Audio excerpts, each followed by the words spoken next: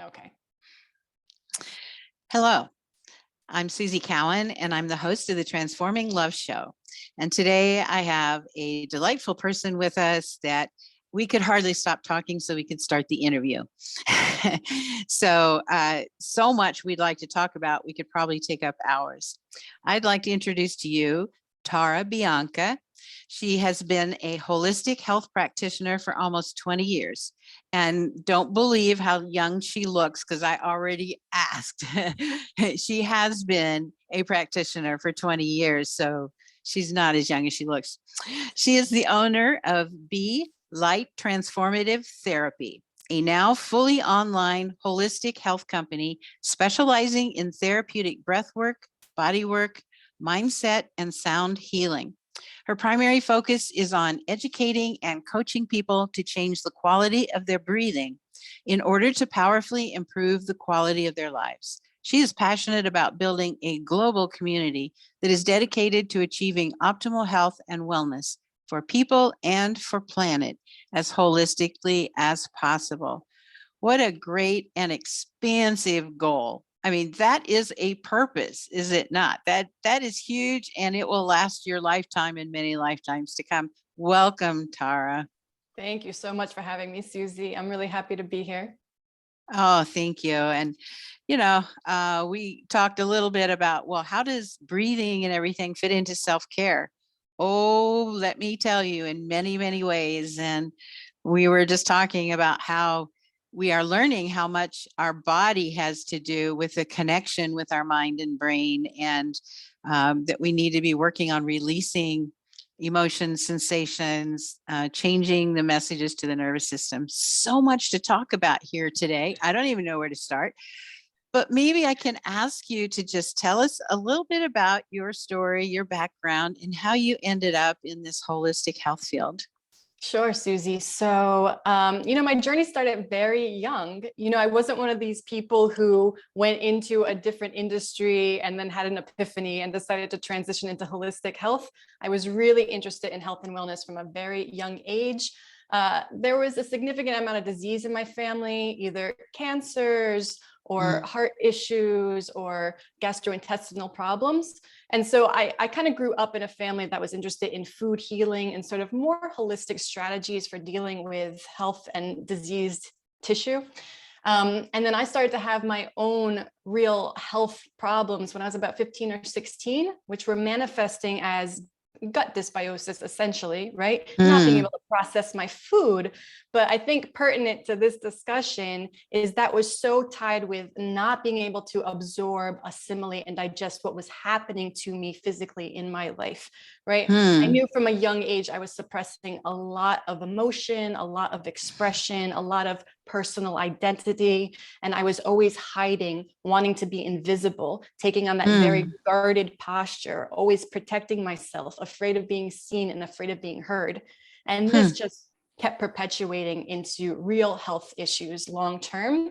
And we can talk about more later when we get into breathing and the nervous system, how powerfully your internal kind of monologue and those thoughts and feelings that you have about the world, those beliefs and those perceptions really have a strong impact on your physical and physiological health.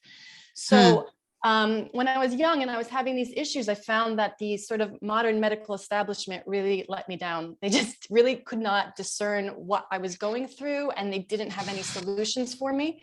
It just didn't fit into the paradigm that they were trained to deal with. Right. And so I've kind of gotten over the blame and the anger and the judgment there. And I try to keep a more diplomatic viewpoint these days and realize we all have our gifts that we bring to the world and they're all important. But that paradigm did not work for me. And so it really drove me to seek out other answers, which was this holistic path. And so it really started with a lot of movement therapies. And I was saying to you before we began today that 18 years of my career was really devoted to manual therapy, therapeutic body work, different somatic practices with the body. And so that's been a huge help to me through my journey in really figuring out, well, where are these emotional wounds and this sort of past trauma stored in my physical body, and how can we liberate them? And so body work is maybe one way to start liberating them. But as I continued on my journey, I found these other tools to go deeper with the layers, right? And so one of those is breath work, which is so powerful. It's like an internal massage for the body, right? It's like an internal movement as opposed to someone touching you. It's allowing you to sort of massage yourself and explore where there's space, where things are shut down, where you feel safe to move, where you feel guarded. It's really about self-exploration. And as we can continue to talk about, your breath is also a doorway into your nervous system, right? So breathing is really about nervous system conditioning. And I always say the condition of your nervous system in any given moment really shapes your perception of the world. And so this is sort of my path. I've done so many different modalities, so many different techniques. Right now, I just find breathing so powerful. We just came out of 2 years of all the fear and anxiety and stress around this respiratory illness. I think the lungs and how people are breathing is more in the forefront of people's minds than ever before, because it needs to be now. It's practical. They have a reason to be interested. And I love breathing because it's so accessible. Everyone has access to it. It's totally free. Once you understand the basic principles, you know exactly how to utilize it. You take it with you wherever you go, and you can use it anytime, anywhere. And no one even has to know that you're doing this very self-soothing, self-loving technique. So I really feel passionate about sharing this work because of the accessibility for such a large population and a diverse demographic. Yes. And I know you've done a big pivot because of the pandemic, going online with your services to move from a vocation where you're hands-on to how am I going to help people looking through a computer screen? I mean, so much has changed. And, I admire the fact that you just did that pivot. Okay, which part of the holistic care that I do can be taken online and helping people. So, yeah, my watch is talking to me again. I have a little Minnie Mouse on my watch, and sometimes she announces the time. My grandchildren love it. So with that little distraction. Yeah. And along trauma, every generation has certain subjects that expand and we learn about. And so trauma is in our forefront now, learning how the brain was shaped by trauma and how it's stored in our body as well. You were talking about the feelings, and how we can regulate the symptoms of getting triggered, and that we don't just think about what did I just tell myself and how am I feeling, but this is truly in my body. I'm reacting in my body right now. And so how can I release that? And so you're saying that the breath actually is a really important agent for that kind of work, right? Definitely. So we take breathing for granted because it's something that we automatically do all day. And so I get a lot of pushback from people when I first bring up breathing, because they're like, well, I'm already breathing. Why do I need to learn how to breathe? That's the classic answer. And it's true, you are breathing, but how are you breathing? I think we're at a point in our human history where the modern human species needs to be taught all of the common sense things that every other species just does automatically. It's like we need sleeping coaches, we need dietitians, we need to we need to learn how to have a baby, how to raise the baby, we need to learn how to breathe now, right? Like there's all these different things that should come naturally to us, but we need a lot of coaching and a lot of assistance, right? And so breathing is interesting because think of all the different ways you can modulate your breathing. You could be breathing through your nose all day. You could be breathing through your mouth all day. And those are going to elicit different responses. You could be breathing very quickly, or you could be breathing very slowly. You could be breathing very shallowly and upper chest and sort of this stressful breathing, or you could really be bringing that breath deep into your body. You could be breathing quiet or loud, heavy or very light. And so all of these ways that we can modulate the breathing are all going to have a completely different elicit a completely different response from our nervous system. So the important thing to understand about breathing is even though it's an automatic process, it's one of those automatic processes that we can consciously and voluntarily override and take some voluntary control of. And so that's a real gift, because your breathing is absolutely a doorway into your autonomic nervous system. And your nervous system is really controlling the whole show, right? I tell my students all the time that breathing is a form of conditioning the nervous system, really making it more flexible, more pliable, more resilient, training your nervous system to respond more appropriately to the stimuli that are coming at you from your environment, as opposed to constantly being triggered by more of the internal environment. I'm not good enough. I'm not lovable. I don't deserve to be happy. I'm still upset about this thing that happened to me. The world is not a fair place. All that stuff, right? Instead of letting that take over the internal terrain, really being more aware and more present in your full environment with that full field of perception and seeing all these different possibilities for you. So your breathing really has the capacity to tap directly into that. It is nervous system conditioning, and the condition of your nervous system in any given moment really shapes your perception of reality. It shapes your perception of the world around you, if people are safe to be around, if they're unsafe to be around. It also shapes your self-identity. Am I worthy of being in this world, or am I relegated to the corner, invisible and not worthy of love, right? Yes. And this is a little bit off subject, just kind of a variation, but growing up in a conservative Christian environment, the body was really played down as a very unimportant part of you. You know, your spirituality is the important part of you, and even your mind can get you distracted, right? Don't pay attention to what your mind thinks. Don't pay attention to your feelings. Just do what you know is right to do and just follow that.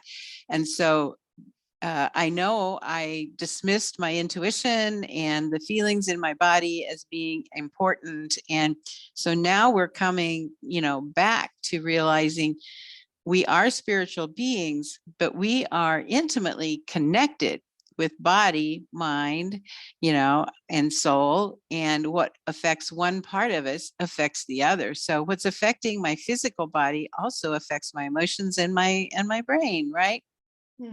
What I find with a lot of people, and what I've experienced myself, and it sounds like Suzi, you've experienced this as well, is sometimes we get so focused on one aspect of the human experience to the detriment of all the other aspects.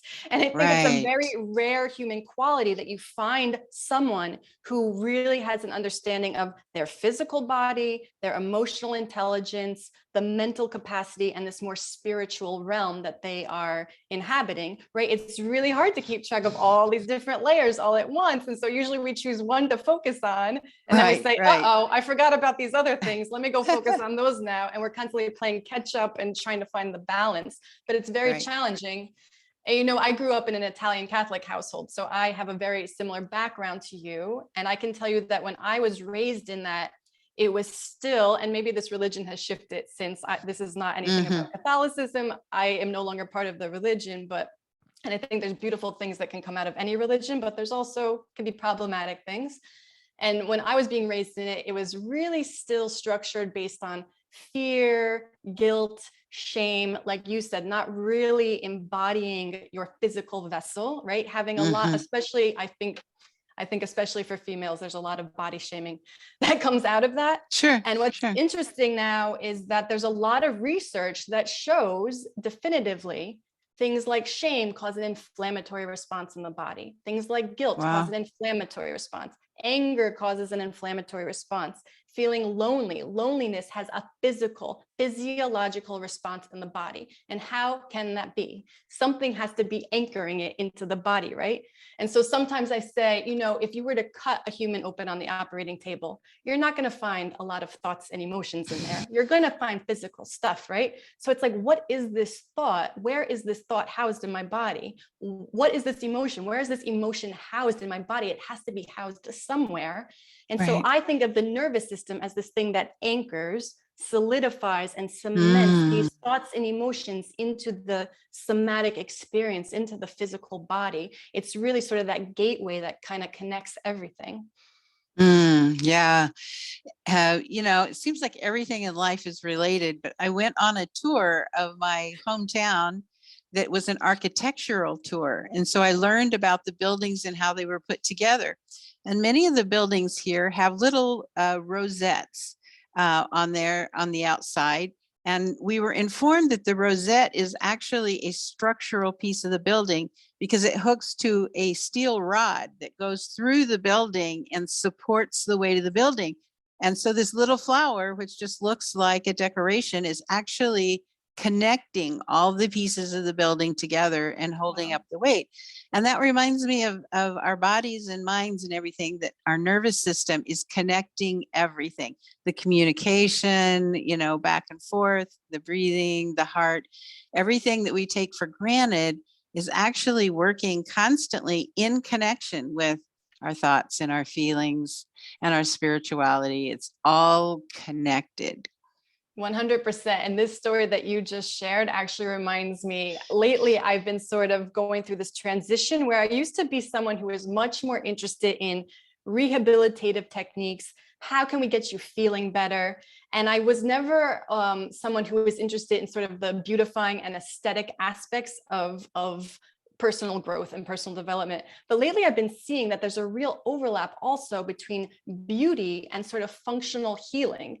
And I've been experimenting lately a lot with my people who deal with a lot of anxiety, because besides having a dysfunctional breathing pattern normally, which is driving this constant anxiety, there's usually something going on in the nervous system that we can address in a very beautifying, self-nurturing, self-care way. So I've been playing around a lot more with sort of face massage and facial cupping and sort of these gua sha techniques. And what I find is these beautifying rituals that people have historically taken part in, they are so soothing and calming to the nervous system. So our vagus nerve has so many endpoints throughout the face and the skull. And as we're doing these beautifying rituals, we're also sending a signal to our brain and our central nervous system that we are safe, that it's okay to pause and take time to care for ourselves. It's okay to pause and take time to rest and relax and recover.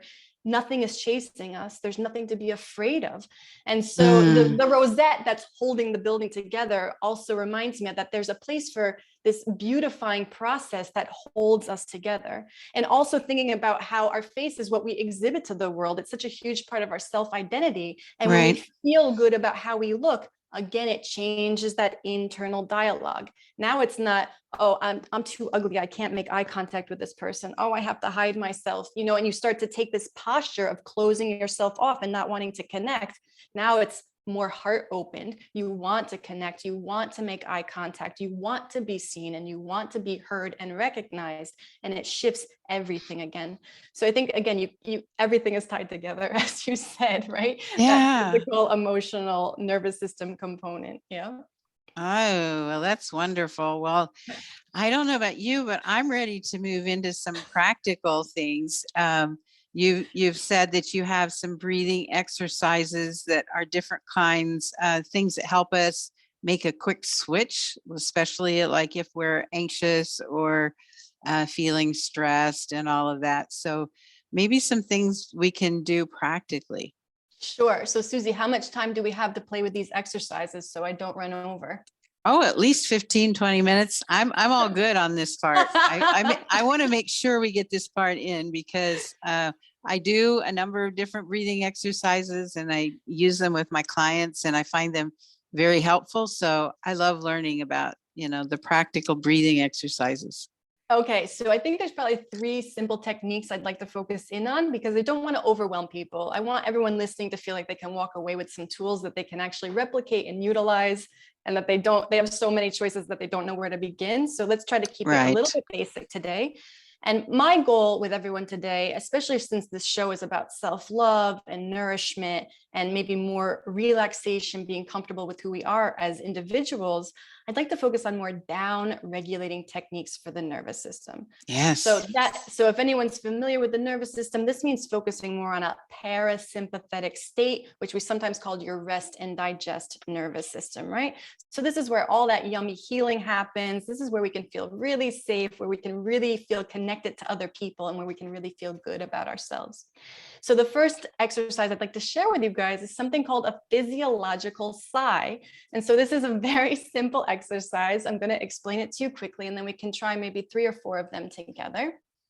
So very simply, we're going to do our inhale through our nose. It's going to be a double inhale followed by an exhale through the mouth. So the first inhale is a complete inhale through the nose. And then at the top of your inhale, you want to sniff in a little bit more air, and then immediately blow that air off through your mouth. So this has 2 big characteristics in the body, in the physiological body. This helps us to plump up those alveoli, those air sacs at the end of our respiratory tract, so that we can get better gas exchange. We can get oxygen into the system better. And then also, as we blow off with our mouth, we're blowing off some CO2, which helps to down-regulate the nervous system. It starts to stimulate the vagus nerve a little bit more. So this is a very simple yet powerful exercise. And for all of my friends who find themselves stuck in chronic stress, mental chatter, a moment of insane anxiety, do this one. It's fast and it usually works very quickly in the body. You normally only have to do it a few times to feel a result. So let's try that now. 2 inhales through the nose, followed by an exhale through the mouth. I'll do it with you. Let's try 4 in a row. So here we go. We're going to inhale through our nose, and then another sip of air. Good. We're going to do that again. Inhaling through the nose twice.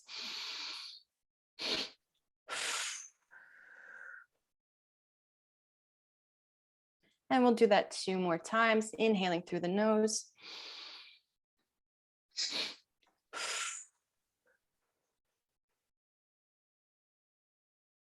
And we'll do it last one. When you exhale through your mouth, also really feel like your shoulders are dropping away from your ears. Let your body really take on that posture of relaxation.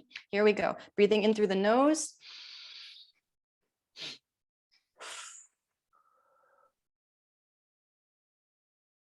And then just pause for a moment with your eyes closed and just notice how you're feeling. So whenever we take on a new breathing technique, it's always important to check it in your own body. So Suzi, you and I were speaking beforehand about how we have this huge toolbox of tools. And thank God, because sometimes that tool that used to work for us is just not working, right? So whenever I introduce a breathing technique to people, there's a physiological basis for it, but at the end of the day, it has to work for you in your body. So always pause at the end of every exercise with eyes closed and start to feel into your system and notice what has shifted in my physical body, what has shifted in my emotional body, what has shifted in my mental body.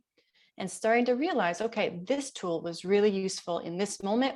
I'm going to keep this one and I'm going to pull it out when I need it. That's right. Okay, good. I think next I'd like to go into another down regulating technique. So just to teach you a little bit more about the physiology of breathing before we go into this, whenever we focus more on the exhale, we are emphasizing a parasympathetic response. So as you inhale, you slightly go into more of a sympathetic mode, right? You go a little bit more towards fight or flight. You're inhibiting your vagus nerve.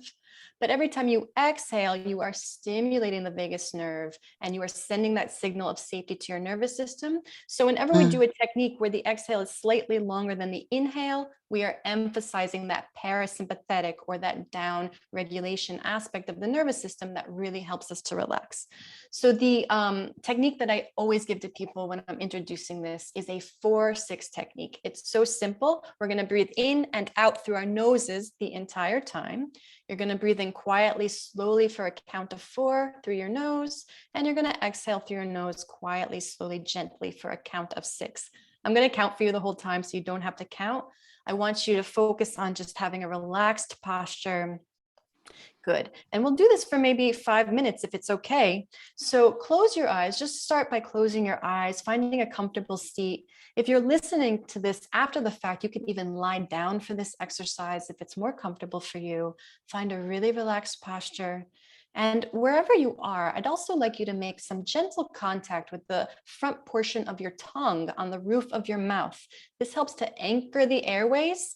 And also because of the neurological connection there, it can really also help to downregulate the nervous system. So having a little bit of awareness of the front portion of your tongue on the roof of your mouth, making gentle contact.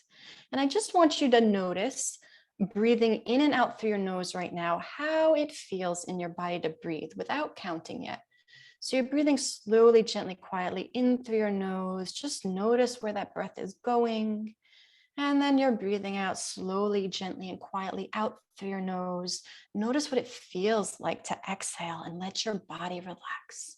And just take a couple breaths in your own time, really feeling your shoulders drop away from your ears, really allowing the tension of your day to melt away with every exhale. And so for the next 4 minutes or so, I'm just going to count for you. You're going to continue breathing in and out through your nose with your tongue on the roof of your mouth, in for a count of 4 and out for a count of 6. Here we go. Breathing in, 2, 3, 4, and out, 2, 3, 4, 5, 6, and in, 2, 3, 4, and out, 2, 3, 4, 5, 6, and in, 2, 3, 4, and out, 2, 3, 4, 5, 6, and in, 2, 3, 4, and out, 2, 3, 4, 5, 6, and in, 3, 4, and out, 2, 3, 4, 5, 6, and in, 2, 3, 4, and out, 2, 3, 4, 5, 6, and in, 2, 3, 4, and out, 2, 3, 4, 5, 6, and in, 2, 3, 4, and out, 2, 3, 4, 5, 6, and in, 2, 3, 4, and out, 2, 3, 4, 5, 6, and in, 2, 3, 4, and out, 2, 3, 4, 5, 6, and in, 2, 3, 4, and out, 2, 3, 4, 5, 6, and in, 2, 3, 4, and out, 2, 3, 4, 5, 6, and in, 2, 3, 4, and out, 2, 3, 4, 5, 6, and in, 2, 3, 4, and out, 2, 4, 5, 6, and in, 2, 3, 4, and out, 2, 3, 4, 5, 6, and in, 2, 3, 4, and out, 2, 3, 4, 5. 2 more times, and in, 2, 3, 4, and out, 2, 3, 4, 5, 6. Last time, in, 2, 3, 4, and out, 2, 3, 4, 5, 6. And don't change anything just yet. Pause there for a moment with your eyes closed. Allow your breath to do whatever it naturally wants to do now. Don't try to control it. And again, I ask you to just scan through your body and your mind very gently without judgment and just notice what you feel. Has anything shifted, even subtly for you, since 5 minutes ago when we began this very simple practice? And if something has shifted, just making note, okay, this exercise does help me to feel a little bit more relaxed. It does help me to get out of my head and into my heart, whatever it is for you. Beautiful. Good. How are we feeling? Okay. I'm a little short on sleep and I started feeling sleepy. Yeah. Well, so rest and digest mode, right? They don't call it that for nothing. So this is an awesome cadence to do as preparation for sleep, actually.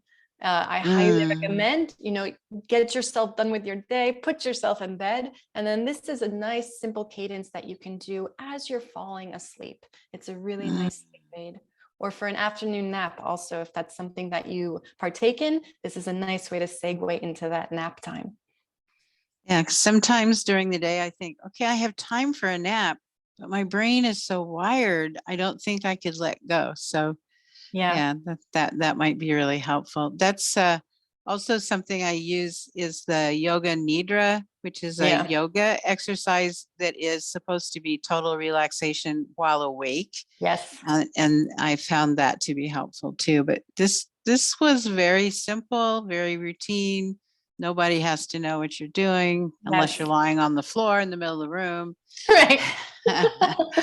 Well, and that's the other thing to say. So it's very nice for sleep, but actually, I also teach my students to incorporate these cadences while they're walking. So if you find that you're in an anxious Mm. state or in a quote unquote unsafe space, a space where you feel uncomfortable and you don't have the option to go hide in a corner or lie down on the floor, you can keep walking through space and just, okay, drop into your breath a little bit more. Can you slow it down? Can you accentuate the exhale? Really deepen the breath and slow it down. And it starts to downregulate the nervous system bit by bit, even if you have to keep moving through your day. Yeah. And for coaching, when we have things going on that we really want to look at, sometimes we need to regulate the nervous system before we can pay attention to how am I feeling? What am I telling myself? Because when we're in that high energy state, our mind doesn't work very well and we can't do much else, right? Yeah. 100%. And that's why when you're stuck in that chronic state of chronic stress or anxiety, it almost feels impossible sometimes to sit down and be still. This is why meditation Mm-hmm. is a struggle for people. And that's why Mm-hmm. also there are lots of techniques we can do with the breathing that incorporate movement more, right? That really start to expel some of that adrenaline and get rid of some of that excess energy so that you can finally get to doing the work of, okay, now we can really down regulate. My body's ready now. But if you're buzzing up here and you ask someone to sit quietly and breathe, it's not going to happen, right? So Right. sometimes it's about inviting the nervous system. Are you willing to come on this journey to down regulate with me and going piece by piece until you can finally be there in that quiet space Mm, for sure. mm. So we don't have to spend a lot of time on it, but I know you've also been working with people who have had long COVID and some breathing. And I thought, well, I'm sure we have a lot of people out there that are still dealing with respiratory issues, after being ill. I wonder if you could just provide a few tips for them. Definitely. Yeah, it's a really important question. So the thing that's happening with long COVID or those immediate symptoms post-COVID is that people are losing their functional breathing, right? They're not able to breathe through their noses correctly. They're not able to feel their lungs really expanding. And also it's heightening the anxiety because think about it, when we can't breathe, Mm, it's like a sense mm-hmm, of suffocation. So it drives that stress and anxiety so much more. mm, Um, so the most important things to do after a COVID infection are to focus on functional breathing. What does functional breathing mean? It means really trying to focus on nasal breathing as much as possible during the day. So if you're struggling to breathe through your nose post-infection, maybe time yourself. Okay, for the next minute, I'm really going to focus on just breathing in and out through my nose, really trying to reclaim full use of your nose. Because the more we do mouth breathing throughout the day, the more it drives a stress response. So if we're defaulting to mm, mouth breathing, it's going to keep us stuck in that hyper facilitated state, our nervous system stuck there. So just starting to get the mouth closed again. Okay, I'm probably breathing faster than I should be, which is very common post-infection. Again, it's going to be a journey, but start to focus, having awareness of slowing the breath down. Okay, for the next minute, I'm going to time myself. I'm going to just try to breathe at 10 breaths per minute. I'm going to just try to breathe at 6 breaths per minute, getting it slower. And then there's other things like deepening the breath, getting it more quiet. If people are really interested, if they're really struggling, Suzi, I have a totally free 45-minute video workshop on my website. They have to put in their email address to get it, but they don't even need to go to their inbox. They get instant access to it. So there's no commitment. They're not stuck on a list forever. They get instant access to this video that they can watch. And I have 5 different breathing exercises in there. And I also give them progressions for as they are recovering from the COVID infection. And I think it's really useful because the most important things are going to be reclaiming full functional breathing. And so you just want to have some tools to know how to do that, and also really focusing on sleep. And sometimes it can be very hard to sleep when we have dysfunctional breathing. So it's about tools to cultivate more awareness during our waking hours that hopefully start to translate into our unconscious hours, right? But it takes a little bit more awareness and a little bit more practice. And with post-infection, also not pushing so much. So for all my go-getters out there and my adrenaline junkies, right? This is the time to really say, okay, body, I hear you. We're not ready, right? To not be constantly doing, constantly having to produce, constantly having to move, really being okay with giving your body this time to recover and find some stillness and find some self-discovery around other aspects of your being that maybe you've been ignoring for a long time, right? It's really important. If you push too much too quickly, people are tending to regress. So you have to be really patient with this journey. It's a exercise in patience for sure.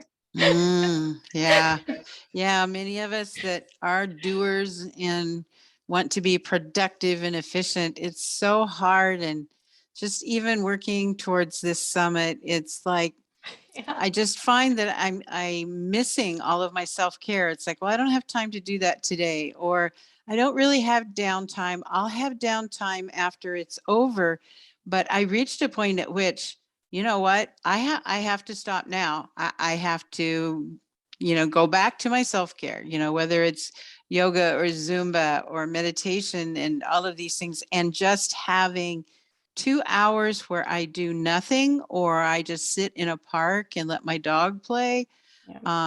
Those are essential. They're not trivial. They're not something to do when you have time. They are part of preserving our health, and we've got to claim them. We've got to claim them as essential.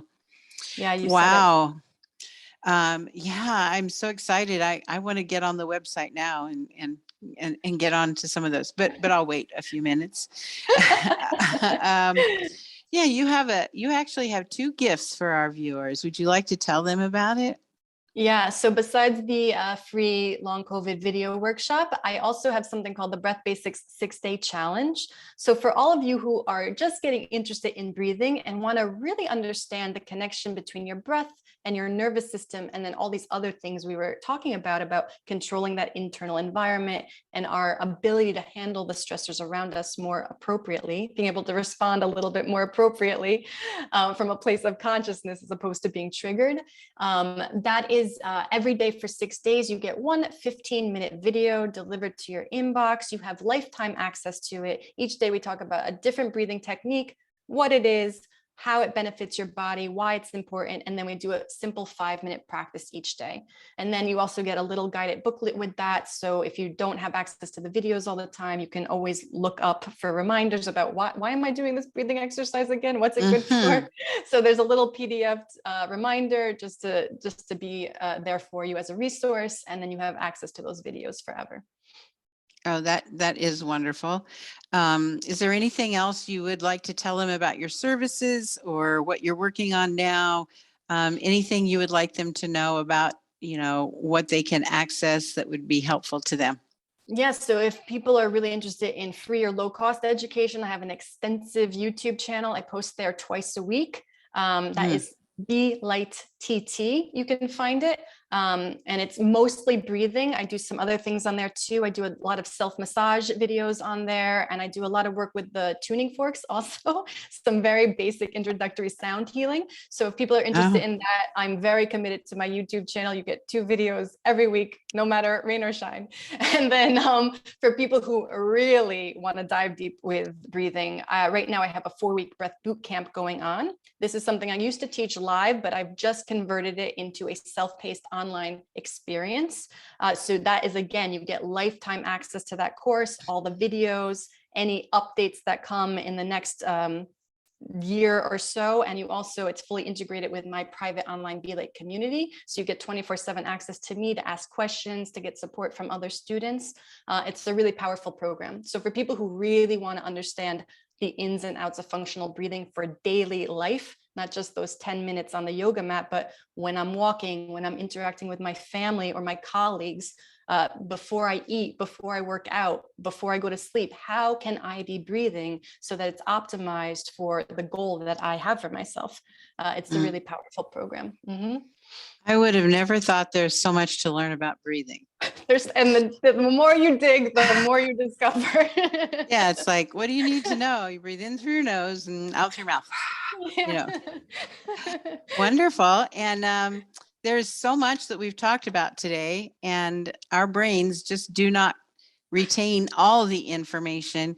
What would you like a listener to remember? If they can only remember one or two things, what do you really want them to know? I would love you guys to remember that you are more powerful than you think you are, and you carry this very simple tool with you everywhere that you go at any time of day, and that you can always turn to your breath whenever you need it to help downregulate and to create a sense of safety in your own body. And to do that, focus on nasal breathing, slowing down the breathing, and deepening the breathing. And that is a very good start. That's a lot just to start right there. Well, I feel very honored that you took time out of your busy schedule to be with us and to share with us. And viewers, I hope that you will access not only the free gifts, but her other services and show her how much, this talk meant to you. So I thank you so much. Tara, may you be blessed in your work and your outreach to people, and especially in your global mission that we can change our world. Yes, Suzi, thank you so much. I was honored to be here today and to share with all of you and your listeners. Thank you for having me. Thank you. Bye-bye.